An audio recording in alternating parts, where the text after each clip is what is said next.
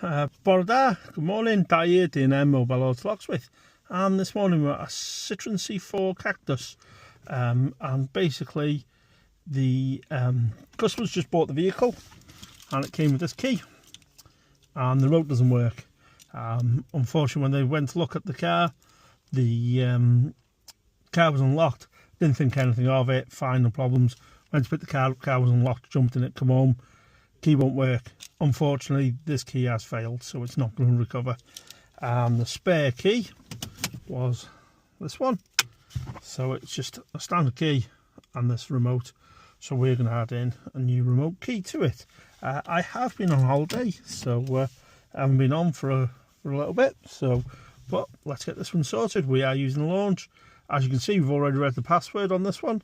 It's very quick on these, so let's get it sorted. Let's program in this key. Now, I suspect that this is going to be a clone key, because this looks like a special from, you know, that firm that sound a bit like The Simpsons.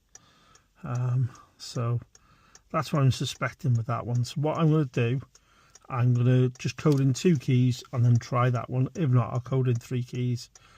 But if I try and code that one in and it is a clone, it's going to cause problems. This is why people shouldn't clone keys. They should program them in properly. Because if this is, as I suspect, a cloned key, this one goes missing, then this one, basically, if you wanted to secure that from the vehicle and delete it, that's then in the bin. Because those 2 keys are identical. So stop cloning keys. Stop buying clone keys. Stop going to companies like The Simpsons wannabes, because all they do is clone the key. And that's fine, yeah, you've got 2 keys to start your car, but this one goes missing. Now this one is the same key, so you can never delete this key from the, if you delete this key from the vehicle, it deletes this one. But if you keep this key in the vehicle, then whoever's got this other key, say you know where it is and somebody's got the vehicle, they'll always be able to jump in your car and start it. Whereas if you program 2 keys, that one goes missing, you can just delete the keys, re-add this one, not a problem, your vehicle's all secure. So clone keys, don't do it. Really don't do it. And there's loads and loads and loads of people out there who clone keys. Shouldn't be doing it. Very, very, very rare do I clone a key. And it's only for certain reasons that I'll clone a key. So stop cloning keys. So let's do this anyway. So it wants us to put the original one in. We've just got to put the password back in.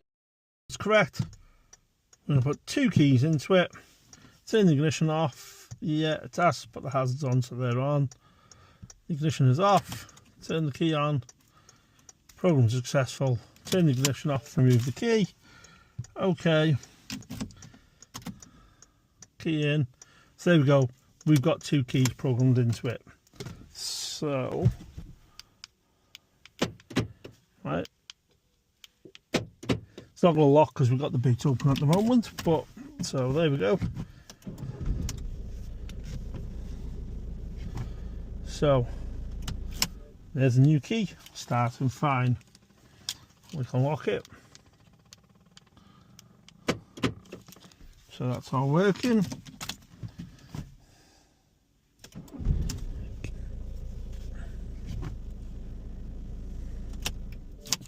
So the original key is still starting the vehicle fine.